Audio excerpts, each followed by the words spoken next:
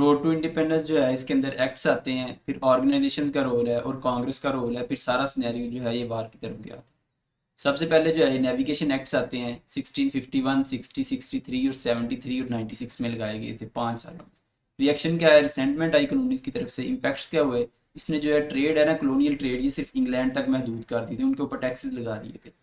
तो colonial revenue भी इससे बढ़ा और इन्हीं टैक्सेस की बेस पे जो है ये जो एक्ट्स हैं इन्हीं की बेस पे जो नेक्स्ट 200 ईयर्स है उसकी जो है ट्रेड की बुनियाद रखी ब्रिटिश की। ग्रेट अवेकनिंग के आए टाइम 1730 से लेके 40s तक रहा था, उसके दरमियान में ये मूवमेंट चली थी। लीडर इसका जॉर्ज वाइटफील्ड और जोनाथन एडवर्ड्स थे। पर्पज़ इसका क्या था, जो इसने जो है रिलेशन जो है ना गॉड के साथ वो रिवाइव किया था। पहले सभी आके तो कोई इनके अंदर यूनाइटेड कोई चीज़ नहीं थी, तो इसने आके मज़हब की बुनियाद पर एक किस्म का उनके अंदर इकट्ठा किया। तो इम्पैक्ट क्या है, infuse individualism, unity of thought आई। तो यूनिटी ऑफ थॉट जब आएगी तो अल्टीमेटली वो है वो नेशन की निशानी होती है। मोलेसिस एक्ट 1733 में है। डिटेल क्या, इसने जो रम जो होती है ना मोलेसिस और रम, उसके ऊपर जो है वो टैक्स इम्पोज कर दिया। रिएक्शन क्या है, इन्होंने रिसेंटमेंट की कि ब्रिटिश जो है सिर्फ उनकी ऊपर जो है हमारी डिमांड पूरी नहीं कर सकते। तो जो और ऊपर से उनकी जो है वो लो क्वालिटी रम होती है, तो ये दूसरी चूंकि हाई क्वालिटी होती थी, दूसरी जो दूसरे कंट्रीज की तरफ से आती थी, तो उसको compete नहीं कर सकते थे, तो उसको compete करने के लिए इन्होंने टैक्सेस लगा दिए, तो अल्टीमेटली इनकी जो है वो लो होगी, स्मगलिंग स्टार्ट होगी। इसकी इसी की वजह से जो इन्होंने उसके ऊपर वो किया। 7 ईयर वार जो है 756 से 63 तक रही है। बैकग्राउंड इसका क्या है कि ये यूरोप के अंदर जो है वार छिड़ गई थी, इसको चर्चिल ने फर्स्ट वर्ल्ड वार भी कहा था। दो ट्रीटीज के ऊपर ये एंड हुई, ट्रीटी ऑफ ह्यूबर्ट्सबर्ग, ये इसके अंदर सिलेसिया जो है ये प्रूशिया को दे दिया, और ट्रीटी ऑफ पेरिस जो हुई इसके अंदर ब्रिटिश और फ्रांस के दरमियान जो है नई कॉलोनियल लाइन लगाई गई थी। तो ये कॉलोनियल लाइन जो नई लगाई गई थी ये ब्रिटिश को सपोर्ट फेवर कर रही थी, तो इसी वजह से फिर फ्रांस जो है ये वॉर ऑफ इंडिपेंडेंस में अमेरिका का साथ देगा। शुगर एक्ट जो है इसका पर्पस था कि रेवेन्यू इंक्रीज करना। तो ये 1764 में आया था। डिटेल किया, लग्जरी गुड्स जैसे कॉफ़ी, वाइन, सिल्क, इसके ऊपर इसने टैक्स ऐड किया था। और राम की जो इंपोर्ट है उसको अब इलीगल कर दिया था। तो इससे स्मगलिंग जो है वो रिड्यूस हुई थी, अमेरिकन की जो है इकोनॉमी वो भी डिस्टर्ब हुई थी। तो चूंकि इनकी बाइंग पावर कम हुई थी, तो बाइंग पावर की वजह से एक्सपोर्ट और इंपोर्ट वो दोनों चीज़ें कम हुई थी, तो उसी वजह से फिर अल्टीमेटली उनको भी नुकसान हुआ था, ब्रिटिश को भी। करेंसी एक्ट जो है 64 में आया। इसका क्या था कि जो ब्रिटिश मर्चेंट है ना वो डेप्रिशिएटेड उसमें करेंसी में नहीं पे करेंगे उनकी, वो हमारे वाली करेंसी में पे करेंगे। तो इसने जो है प्रिंटिंग ऑफ पेपर मनी जो है वो भी बैन कर दिया उधर, ये अब लंदन में प्रिंट हुआ करेगा। स्टैम्प एक्ट जो है 65 में आया। इसने कहा कि जो भी पेपर यूज़ होता है कॉलोनीज के अंदर, हर एक जो है वो उधर से बन के आएगा, उसके ऊपर स्टैंप लगी हुई वो वाला यूज़ होगा पेपर। तो ब्रिटिश करेंसी के अंदर वो भी पेड होगा।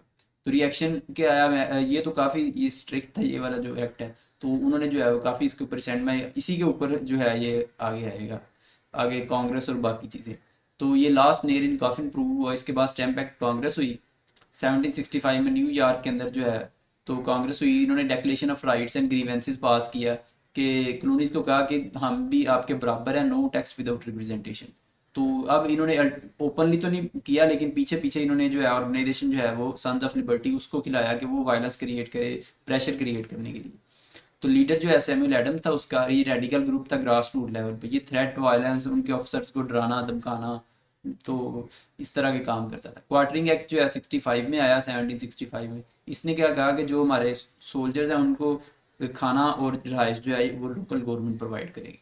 टाउनशेंड एक्ट जो है 68 67 68 के अंदर है, सीरीज एक्ट्स थे। तो इसने कहा जो हमारे गवर्नर्स और जजेस हैं ना उनकी सैलरीज जो है वो कॉलोनीज पे करेंगी, ताकि हमें बताएं कि हमारी तरफ ये सिंसियर भी हैं या नहीं। तो कॉलोनीज ने जो है इनकी गुड्स का बाइकआउट कर दिया। तो बॉस्टन मसाकर जो है 1770 में हुआ। तो ये ऊपर जो स्टैम्प एक्ट जो है ना उसके ऊपर रिसेंटमेंट आ रही थी कॉलोनीज की तरफ से, तो उसको कंट्रोल करने के लिए वो ऊपर से एक राइट चल रहा था, प्रोटेस्ट। तो उसके लिए उन्होंने 2000 बंदे जो है ब्रिटिश के वहाँ पे लगाए, सोल्जर्स। तो ये वैसे तो पूरा मन चल रहा था, तो वो गोली चल गई उनके अंदर एक तरफ से, तो उसी वजह से जो है वो डेडली राइट में कन्वर्ट हो गया। तो ये इनका नारा यही था कि no taxation without representation. Boston के अंदर ये हो रहा था। तो टी एक्ट जो है 73 के अंदर आया है। ईस्ट इंडिया कंपनी जो है ये इसकी टी बिकी नहीं थी 7 मिलियन पाउंड, तो अनसोल्ड टी जो है वो ज़बरदस्ती इधर कॉलोनीज में ला के तो उसके लॉसेस पूरे कर। तो बोस्टन टी पार्टी हुई इसी के ऊपर 74 के अंदर। ये ग्रिफिन्स बाग बोस्टन के अंदर पोर्ट है, वहाँ के ऊपर जो है ना वो बंदे जो है वो शिप्स के अंदर जाके चेस्ट की शक्ल में तो जाके उन्होंने उनके वो जो टी पड़ी हुई थी वो सारी समंदर में फेंक दी। 342 चेस्ट ऑफ टी $15,000 की वर्थ थी उसकी। इनटॉलरेबल एक्ट 74 में बैकग्राउंड कहा था कि वो जो टी पार्टी वाला इन्होंने इवेंट किया था उसके ऊपर इनको सजा देनी। तो इन्होंने जो है इनसे सेल्फ गवर्नेंस राइट्स और जो है वो ले लिए, सेल्फ गवर्नेंस और राइट्स जो है मैसाचुसेट्स से ले लिए। तो इसने जो है अल्टीमेटली उनको और ट्रिगर किया वॉर ऑफ इंडिपेंडेंस की तरफ।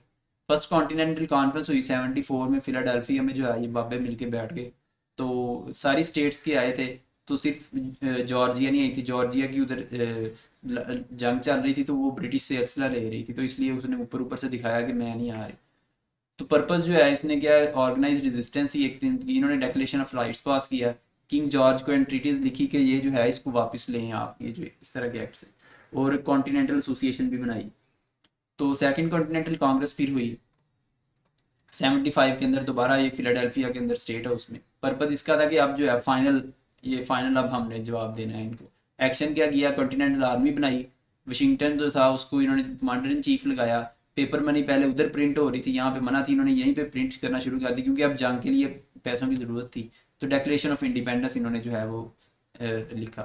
डेक्लेरेशन ऑफ इंडिपेंडेंस 5 मेंबर थे कमेटी बनाने के लिए। थॉमस जेफरसन था, जॉन एडम्स था, बेंजामिन फ्रैंकलिन और दो थे।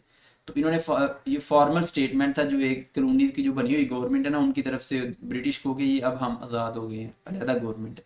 तो कांग्रेस ने जो है ये रेटिफाई किया 4 जुलाई 1776 को, यही उनका इंडिपेंडेंस डे भी है। पैट्रिक हेनरी की स्पीच है कि इसने भी ट्रिगर किया था लोगों के कि खुदा जो है वो हमारे तो साथ है, तो आप जो है वो जंग शुरू करो। कॉमन सेंस पैम्फलेट जो है ये थॉमस पेन्स ने लिखा था, इसकी 1.5 लाख कॉपीज जो है वो कुछ ही हफ्तों में बिकी थी। इसके क्या पॉइंट्स, इसने कहा इंडिपेंडेंस जो है वो हमारा नेचुरल राइट है, opportunity to make one nation, और गवर्नमेंट का पर्पज जो है वो लोगों को सर्व करना होता है, ये नहीं कि टैक्स लगा लगा के उनको एक्सप्लॉइट कर देना। Thank you very much.